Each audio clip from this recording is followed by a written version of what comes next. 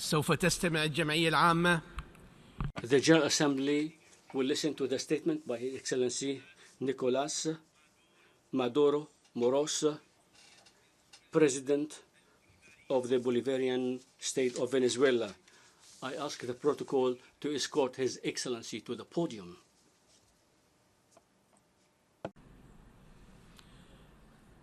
باسم الجمعية العامة. On behalf of the General Assembly, we would like to welcome in the United Nations His Excellency Nicolás Maduro Moros, President of the Bolivarian Republic of Venezuela.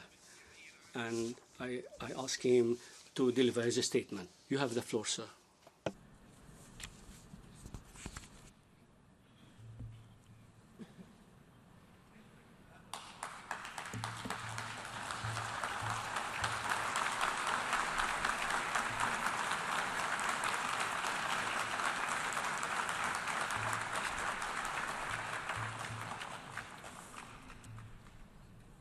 Señores embajadores, distinguished ambassadors, heads of delegations of the countries, members of the United Nations, Madam President of the General Assembly, Maria Fernanda Espinosa, may I extend to you the congratulations of the government and people of the Bolivarian Republic of Venezuela on your election to the presidency of this 73rd session of the General Assembly, the first Latin American woman to be president of a General Assembly session.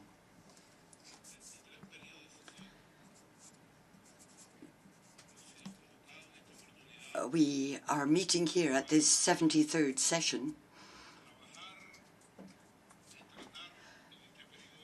to do our work on a very important issue, and it has been worded as making the United Nations relevant to all people, global leadership and shared responsibility for peaceful, equitable and sustainable societies. So we are here to make the United Nations relevant to all people. This is indeed a lofty goal.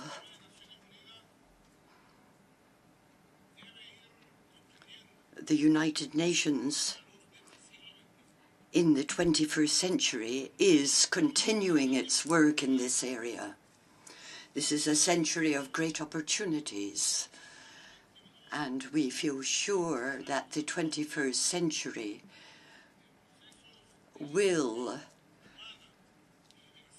lead to political developments and the leadership of the peoples, which sooner rather than later will have a real impact on the future of the United Nations. The United Nations was born in the heat of the end of the Second World War in 1945.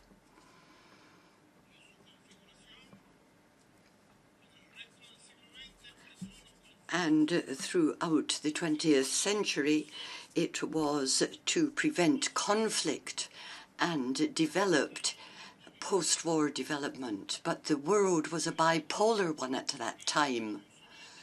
After the fall of the Soviet Union, we moved into a unipolar world, and the correlation of forces and the way the world looked had a real impact on the United Nations itself. For the United Nations to be relevant, and that is the theme of this session of the General Assembly, we have to look at the political thinking,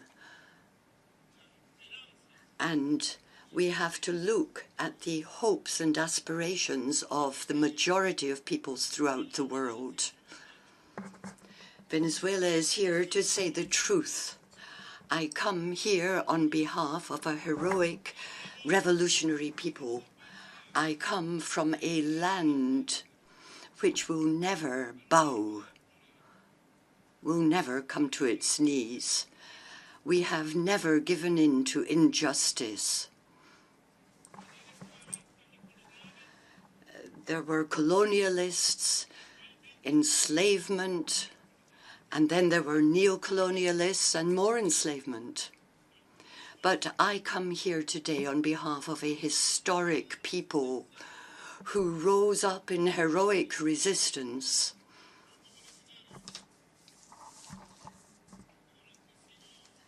And we also rose up in support of indigenous peoples who, throughout long periods in past centuries of colonialism, had suffered. I come here on behalf of the people who are so proud to live in the land where the great Libertador was born. 200 years ago, Simón Bolívar led the heroic resistance of our people to free a continent and to bring to life a dream of an independent republic in our part of the world. We are a people of history.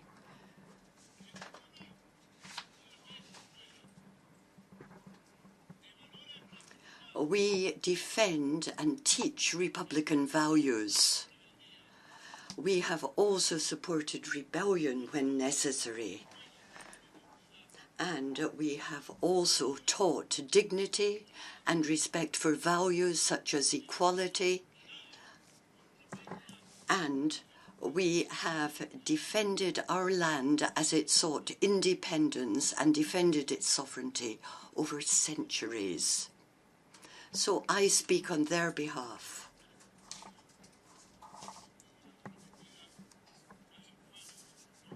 And there has been very shameful actions against our country. Our country has been accused. It has suffered aggression. It has been attacked. Yesterday, here, the President of the United States of North America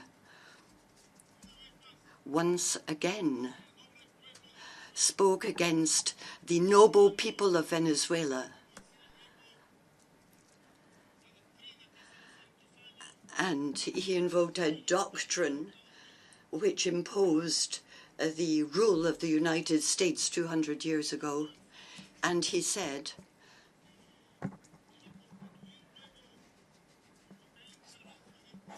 that intervention was possible and he could be judge and party and also policeman of the world. Now, the Monroe Doctrine was pursued by the United States of North America, and they preached the doctrine of James Monroe. At the time, they said, all of America for the Americans.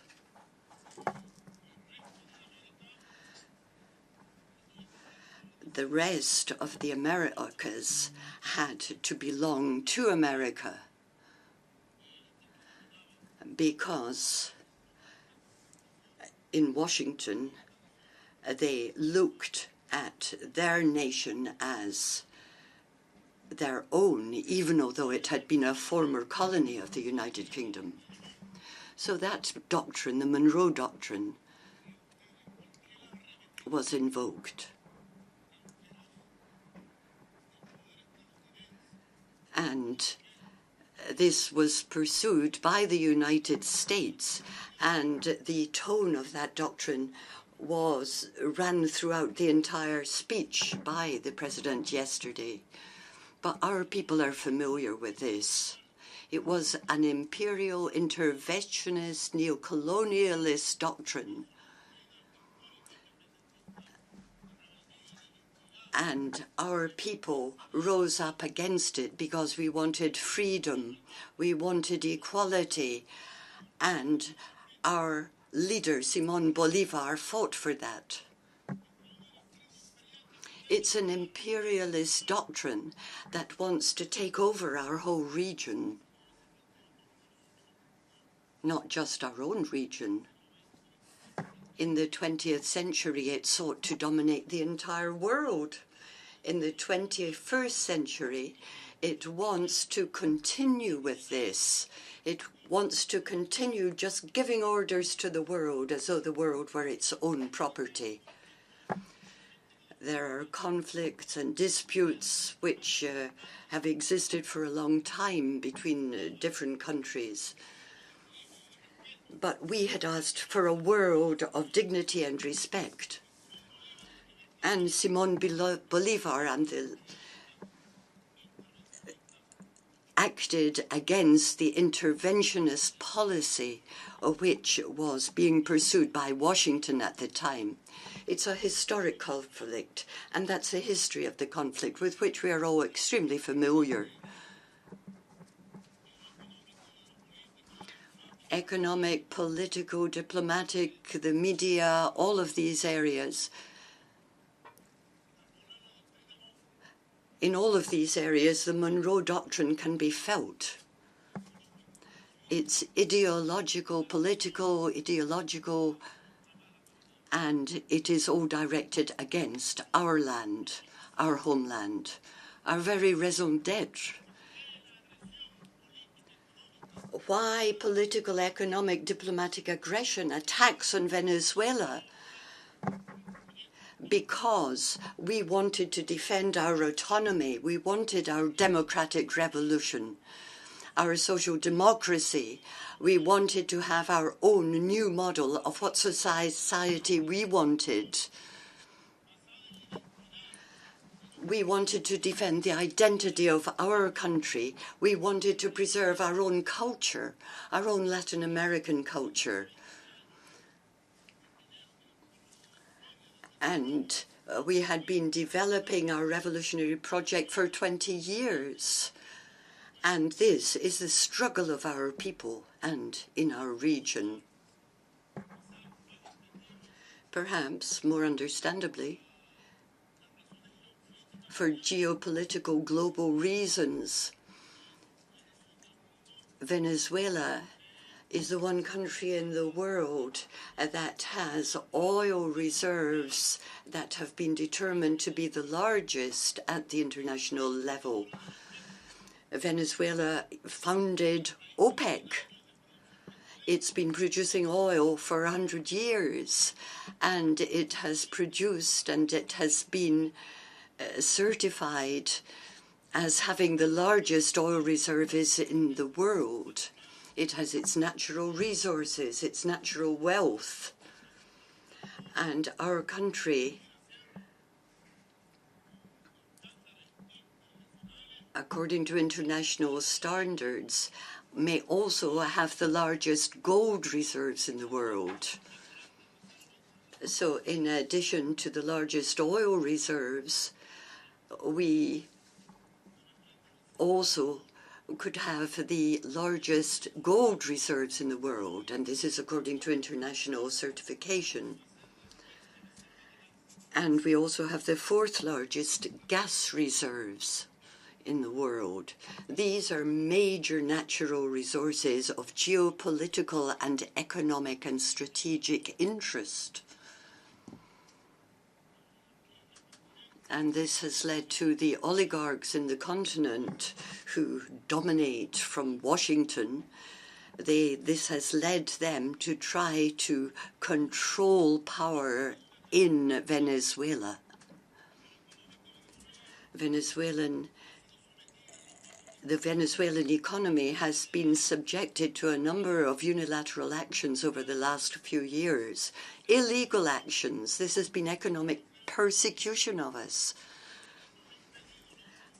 We have not been able to use the international currency of the US dollar.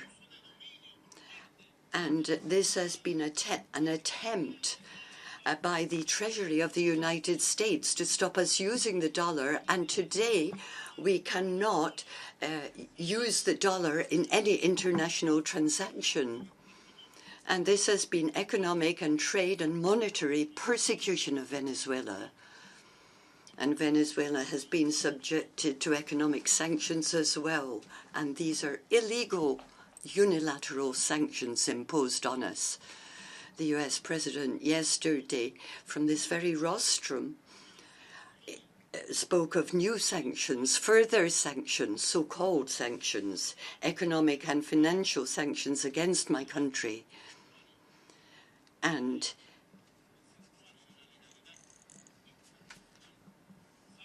he said that here, the sanctuary of international law, here, but he spoke of illegal sanctions, imposing his will, financial persecution of Venezuela.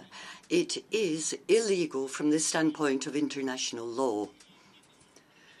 And we are also being attacked constantly in the media. This was an attempt to justify an international interference or intervention, which might have been an attempt at a military intervention in our country. And this was action that was going to be taken against our country, supposedly to prevent a humanitarian crisis.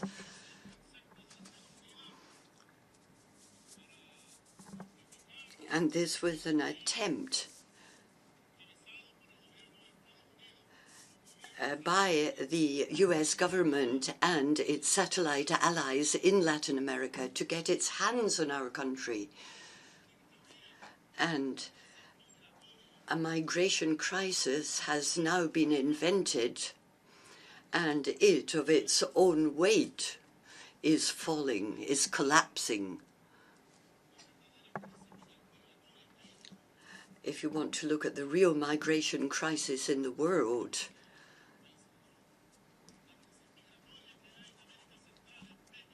you can look at the situation in Central America, in Mexico, and there's been talk of building a wall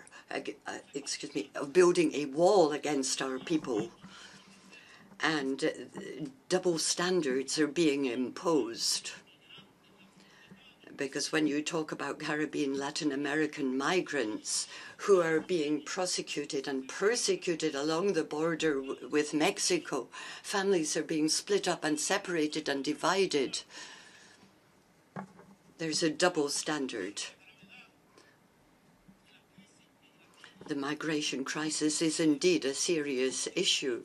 And there was the destruction of Libya by NATO, and that led to migration by thousands and thousands, in fact millions of Africans. And also there have been so many migrants because of the war in Syria. And now their world media is trying to fabricate a migration crisis in Venezuela to justify what was perhaps being called a humanitarian intervention, in quotation marks. Look at what happened to Iraq. And they have justified intervention in other countries as well through a brutal psychological kind of warfare. And we have suffered from this as well. We have also been attacked diplomatically. Dear brothers and sisters of governments and peoples throughout the world, there have been direct threats, cutting off aid, withdrawing aid from the United States, or blocking aid to international support institutions or to help countries that need help. We have listened to statements being made there are countries asking for better mechanisms to ensure full funding for development. And this is something that our peoples are entitled to. From this very rostrum, a threat was issued yesterday to governments of the world that orders should be obeyed and the US policy should be followed, or else those countries would suffer from the consequences. And so there has been a fierce diplomatic attack, offensive, so to speak, against Venezuela in many fora of the United Nations, supported by satellite allies and countries.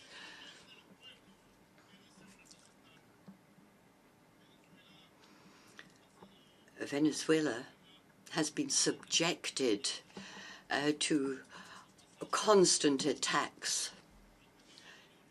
The New York Times in September published an article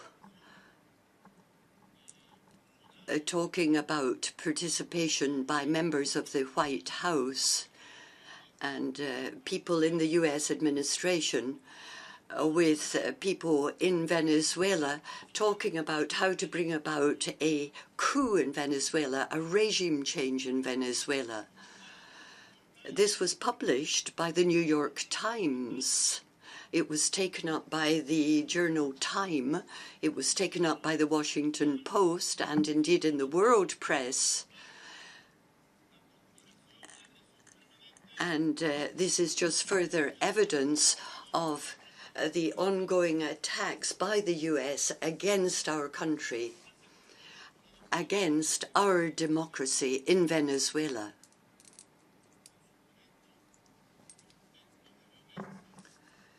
We have been able to reject attempts to bring about violence and coups and violent protests. We have been able to deal with such attacks against us in the Bolivarian Republic of Venezuela.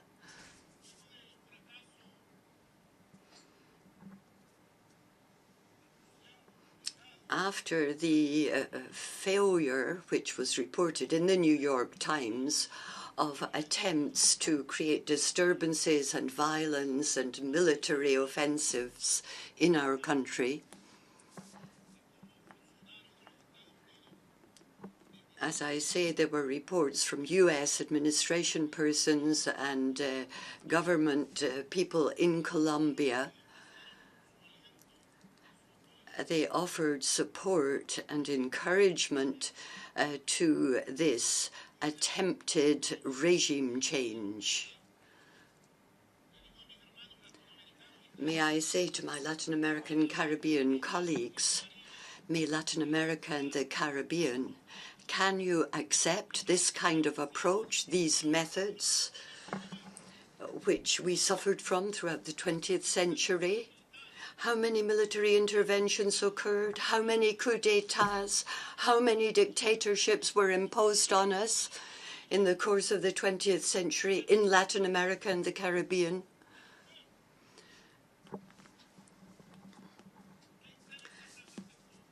This was against our peoples. It was in the interests of the transnational corporations. We suffered from lengthy dictatorships such as Pinochet in Chile, and this harmed our people. And this was because of the United States' actions and their belief in the Monroe Doctrine, which said that we could not govern ourselves as we saw fit. This was against our political and cultural ways of life in our countries that they would not accept. And this is why I say to you, I have come to tell you the truth on behalf of our heroic people. There is a media campaign against us which seems to go on and on endlessly.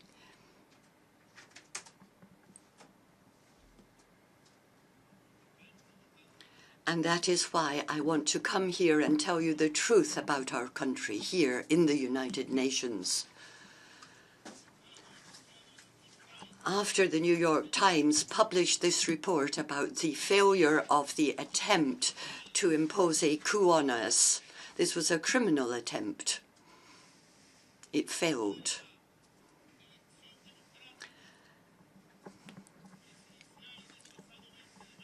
After the 20 May presidential election,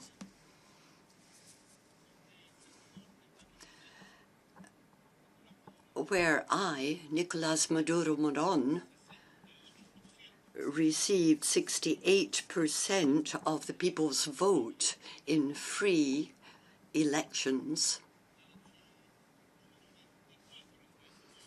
This was the 24th election in less than 20 years. The election was on the 20th of May. It was the 24th election we had held. And the revolutionary forces of our country,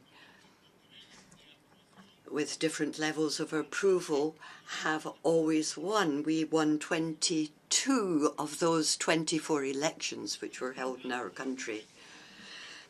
So after the failure of the attempt at the military coup, after the failure of the candidatures and the electoral tricks of Washington,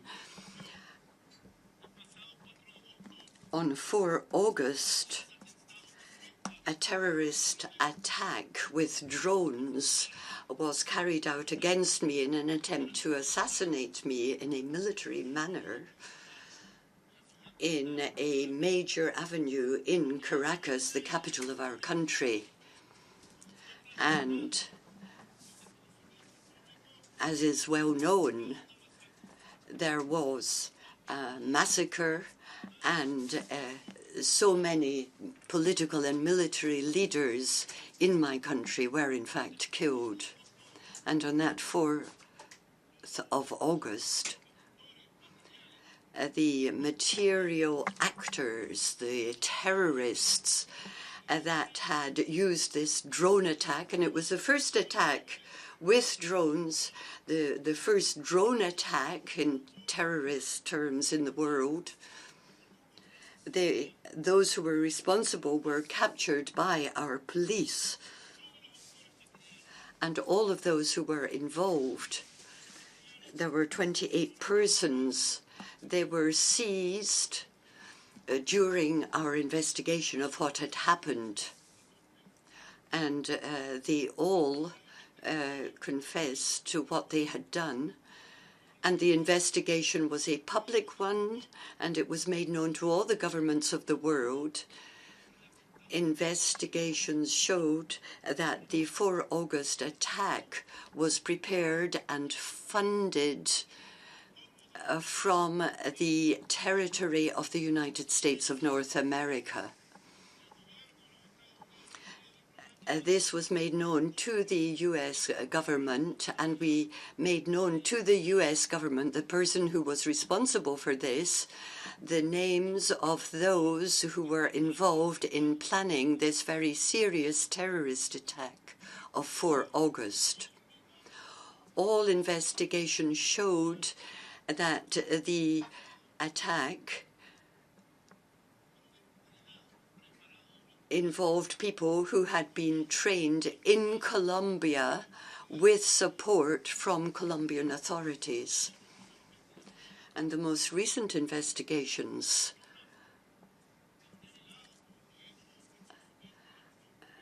which have been made known to the public show that some diplomats in Chile and Colombia and Mexico had been cited by those who were materially responsible for the attack, and they were supposed to help the persons escape after they had carried out the terrorist attack.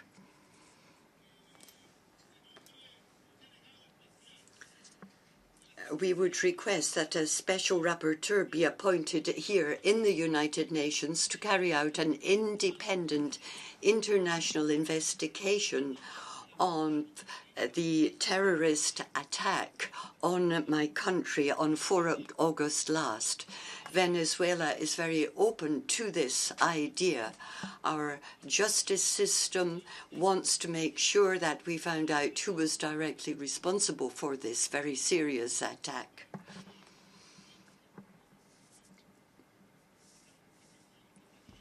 Because of the implications, it was an attempt to create chaos in my country,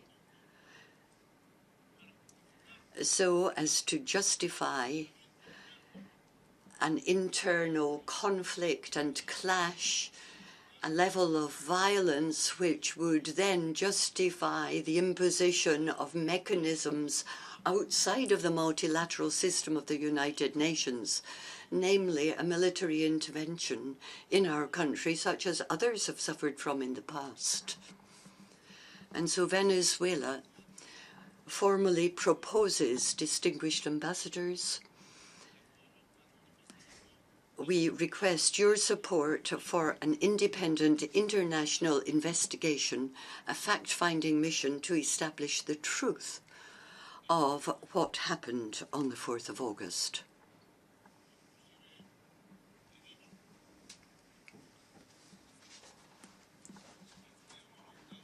And I myself have said to the United States government that it would be good if the US government, which denied being involved in the preparation and carrying out of this attack, that it would be a good idea if the United States government heeded the appeal made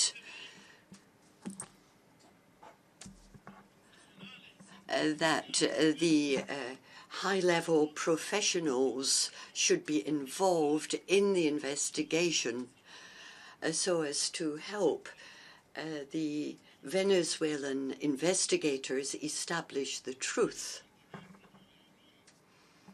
On arriving in New York today, this afternoon, I heard that some journalists had asked President Trump if he was willing to meet with Maduro, that's what they called me, with Nicolás Maduro, the President of Venezuela. And apparently Donald Trump said in one of his replies today that if this would help Venezuela, he would be willing to have such a meeting. And let me say, from this very rostrum, despite the enormous historic differences, despite the enormous ideological differences, despite the enormous social differences, I am a worker, a driver, a man of the people. I'm not a magnate. I am not a multimillionaire. Despite all of the differences, the President of Venezuela, Nicolás Maduro, would be willing, I am willing to reach out my hand to the President of the United States, Donald Trump, and discuss these matters bilaterally, these matters involving our region.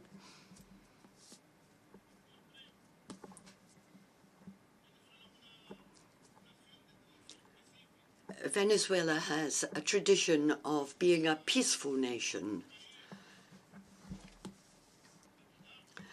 Venezuela is a very friendly country, and we have not forgotten the United States. Rather, we appreciate the culture, the art of the United States, and the social life of the United States. We are against the imperialists in charge of power in Washington.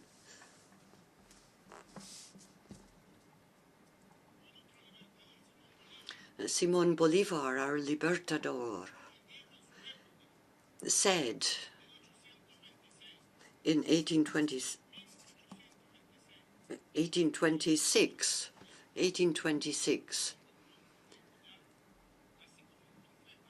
and he was almost like a prophet, the United States of North America seem to be destined by fate to be a scourge to us, to bring hunger and misery in the name of freedom.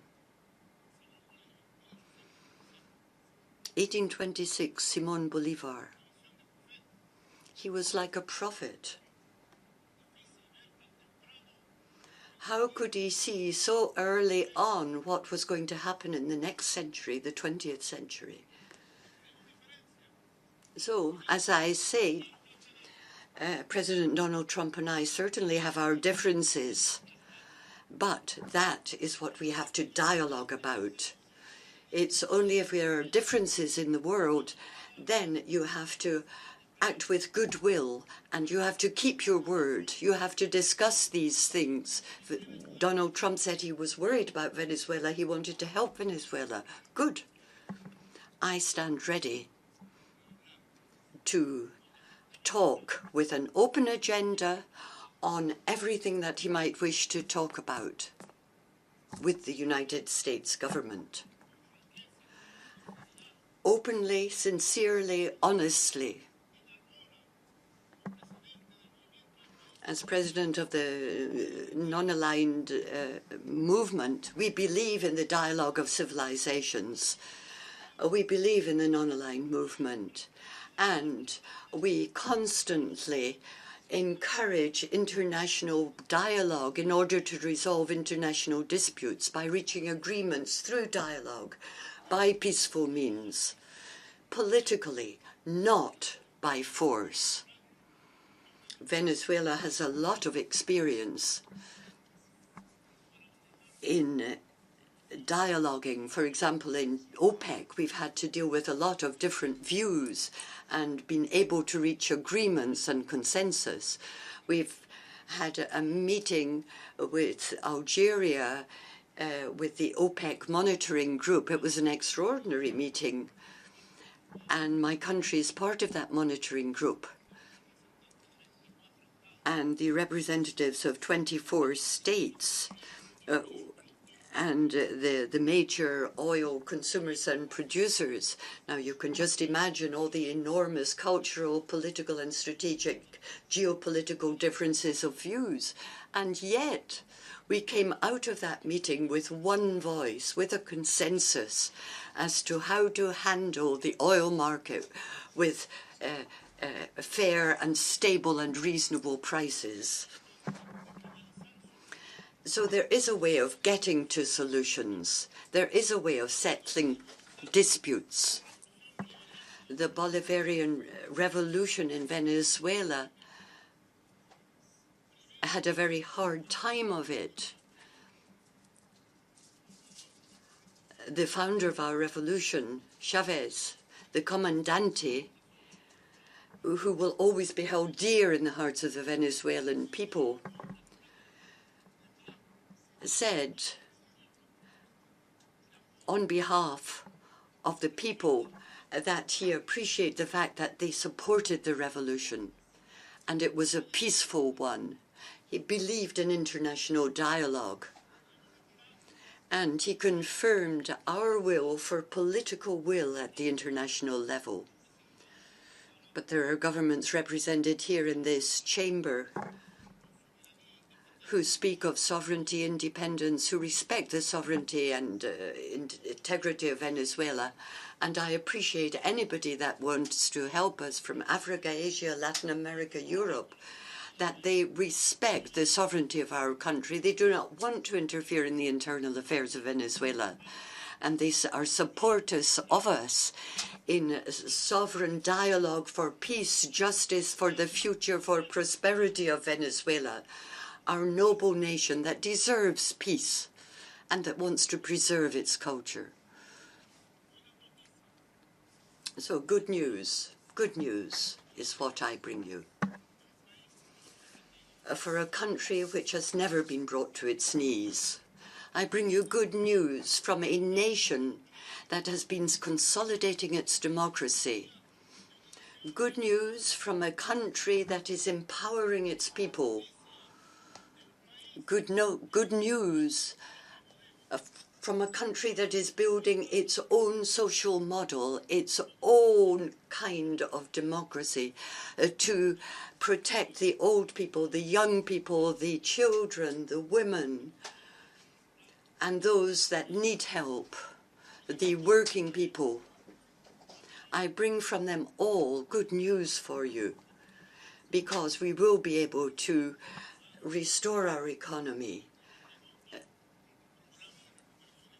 We introduced a program for economic recovery in August, which is now re-establishing the foundation for a new economy which will not just depend on oil money, but rather it's a sustainable development growth so that we can have sustainable prosperity. And this is a new kind of social economy. We believe in another world is possible. Our generation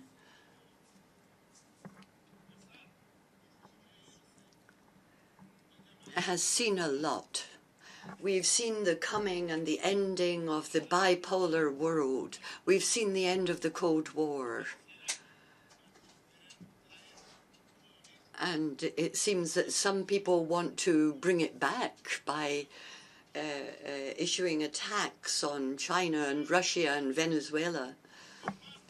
But this is a struggle. There is a struggle against Russia and China, but this is really contrary to what should be an international humanistic policy, which sees that we are now in a multipolar world, no longer a bipolar, unipolar world.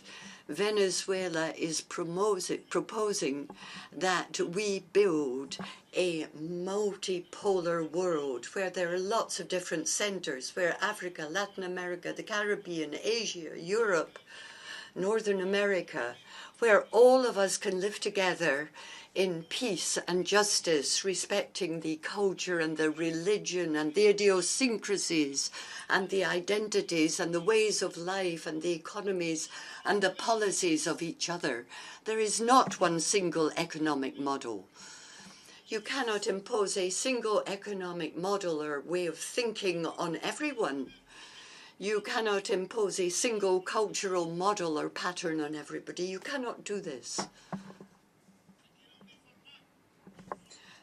You can't make everybody the same. You have to acknowledge cultural diversity throughout the world. And that is why we advocate the coming of this new world, the world of the non-aligned movement, a world of justice. Justice. And we would like to declare our solidarity with the Arab people of Palestine. Justice must come to Palestine. There must be respect for its historic territory. This was acknowledged in 1967 in the United Nations. And we raised the flag of the Palestinian people along with our own.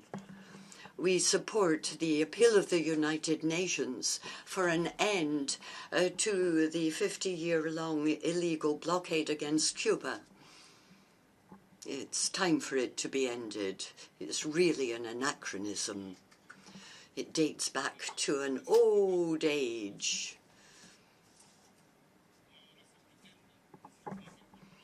Now it seems they want to impose such a blockade against other peoples, for example, the Venezuelan peoples. But we call for implementation of United Nations resolutions. There's going to be a resolution coming up for a vote to put an end to the blockade against Cuba. We support it. We believe it must be immediately lifted. We have a world to build. We have a world that we must make.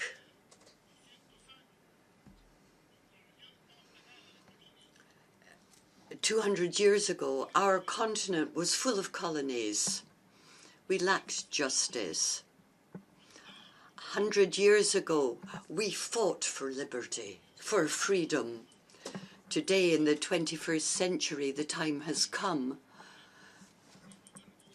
And certainly, the Bolivarian Republic of Venezuela following on the revolutionary ideas of Simón Bolívar and the ideas of Comandante Chavez, and his voice can still be felt here, can still be heard here in this chamber, calling for justice. Justice, he wanted a world where justice prevailed, an end to imperialist practices and threats, an end to coercion and extortion against our peoples. Today, we can say that we have had 20 years of our revolution, and the most recent years have been the most difficult. There have been attacks against us, and on the 26th of December 2018, today, I can say we have suffered from economic, media, diplomatic, economic, financial attacks on us. But today, I can tell you that Venezuela is stronger than ever today. We have our own strength. We have developed our strength inside of ourselves throughout our history. And now we are moving ahead to build our own socialist model in the 21st century. This is a new revolution, a revolution for dignity and for justice. We are stronger now than ever before.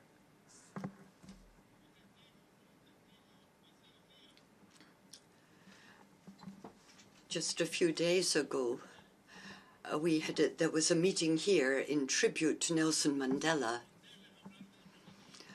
Nelson Mandela was a person who did talk about rebellion and uprisings. I mean, it wasn't Mandela. We didn't celebrate a Mandela who simply didn't struggle, who didn't do anything.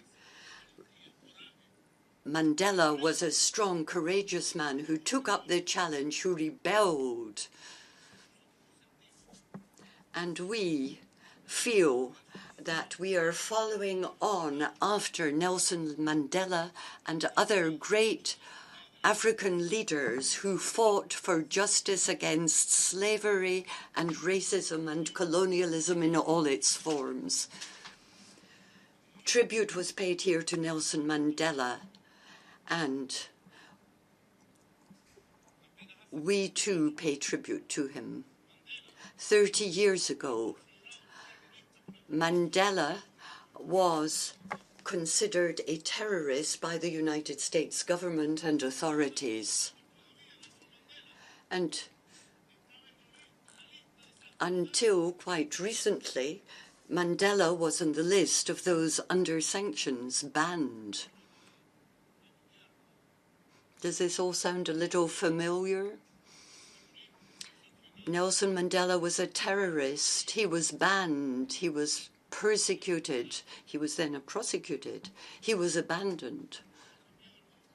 And yet, he changed the world.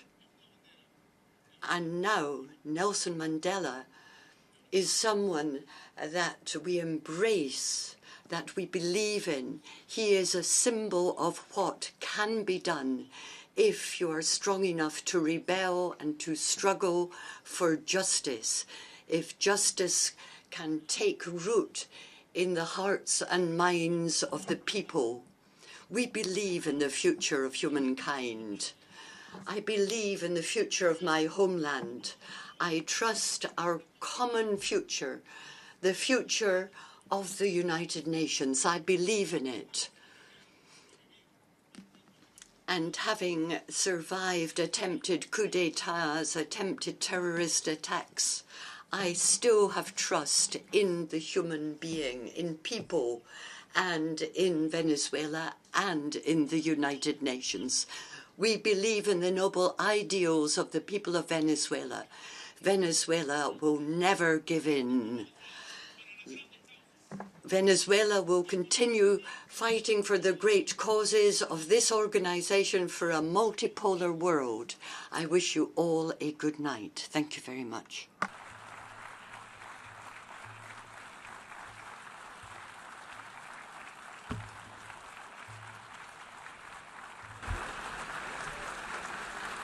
باسم الجمعية العامة أشكر فخامة نيكولاس مادورو مورو.